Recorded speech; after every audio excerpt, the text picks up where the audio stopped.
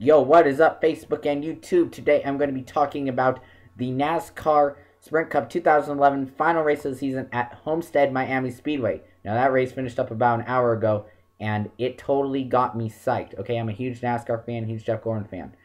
Now, coming into this race, Tony Stewart and Carl Edwards were the only two drivers that could possibly win the championship, and they were only separated by, get this, 3 points. Okay, you can't really get any closer than that. Okay, now this race, unfortunately, was dominated by a bunch of caution flags, some of them for rain. And in fact, we actually had one red flag for rain. But in turn, the rain actually did set up for quite a great finish. So to summarize, basically, Carl Edwards started on the pole, Stewart started 15th, Carl Edwards led the most laps, he had a pretty fast car, but also did Tony Stewart. Tony Stewart had a roaring fast car. He literally was the boldest guy of the night. He was passing cars forward wide on restarts. He was going down hard in the corner and doing all of these insane passes under cars. His car looked faster than all the other cars out on the track. I mean, I've never seen Tony Stewart's car go that fast. Okay? And this race was quite an epic battle between Carl Edwards and Tony Stewart. Now, each knew what they had to do to win the championship. Basically, Tony Stewart, if he won the race, he'd win the championship. If Carl Edwards finished in front of Tony Stewart, no matter where they finished, Carl Edwards would win the championship.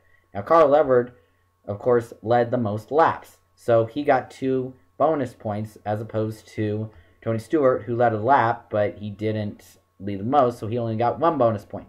That 1 bonus point set up for quite a good points finish.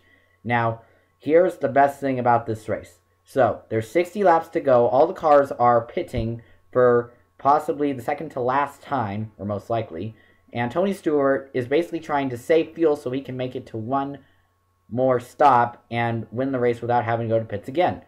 So his crew chief makes a gutsy call and tells him, okay, we're going to lose about 2 seconds each on the laps that we run out here, but stay in for 5 more laps, and we'll try to go into the pits to try to make it and stretch on fuel mileage. And that is exactly what he did. Tony Stewart held out for about 5 laps, going extremely slow, and then came into the pits, got his fuel out, and it looked like Tony would have to make up tons of ground to catch up to Carl Edwards. And then guess what? Caution flag for rain. Yeah, that is what happened, and man, did it set up quite a good finish. Okay, so Tony Stewart, Carl Edwards were really going at it in these final laps. Tony Stewart got up in the front of the pack, and then Carl Edwards at the end came into second. And then for like 35 laps, it was Tony Stewart and Carl Edwards racing each other. Now, Tony Stewart had about a 1 second lead, and Carl Edwards was behind him, of course, by the same margin. Now, the problem with that was that Carl Edwards was running about the same lap times as Tony Stewart, therefore he couldn't really make enough ground to catch up to him. So Tony Stewart comes, he takes the checkered flag, he wins the race. Now here's the thing. At the end of the race, the way that the points went, they tied. They tied in points for first place. Now, that was totally insane. But guess what? NASCAR can only have 1 winner. So how do they decide the points? The number of wins that a driver has had all season, the one who has more wins gets the position. In this case, it was Tony Stewart, who didn't have his first win of the season until 10 weeks ago.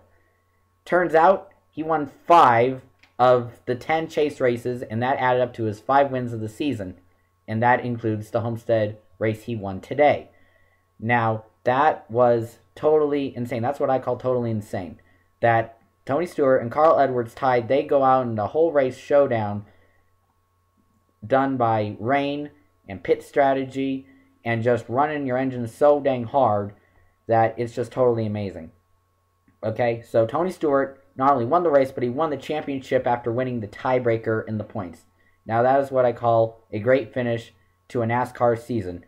And Carl Edwards, he ain't that poor of a sport. He is a great sport. I mean, he goes there, and he keeps his attitude up. He goes and congratulates Tony Stewart, has a nice little chat with him. I mean, I wanted Carl Edwards to win this one, but I think Carl Edwards will win the championship one of these years nonetheless. But congratulations to Tony Stewart. Man, did he really have to race his heart out today to win this championship. And basically that is what I call a great NASCAR finish. So hopefully it will be just as fun in Las Vegas in a few weeks for that week-long thing that they have where they do all the presentations and awards. But the one thing I found most interesting about this race, I mean, I found everything completely crazy and insane and fun to watch. I mean, I was looking at the TV. I wasn't going to stop watching it for 1 second. I mean, I was seriously sitting there just looking at it like, oh my gosh, I am so nervous right now about what's going to happen. But the thing that really got me that wasn't happening during the race was the check that Tony Stewart received at the end of the race for winning the championship.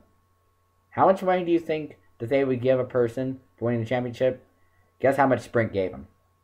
Over $5.6 million US dollars. Yeah, you heard it right. $5.6 million plus that Tony Stewart won. Now, that's what I call a payday for something that you did through all season, and you work so hard at it, and you get rewarded with quite a big check. That's at you for life. He could retire if he wants, but of course, he's at the top of his game. He's won 3 championships, including this one. He owns his own team. He's doing all of this. In fact, he's the first owner to also win a championship as a driver in the same year ever since 1992.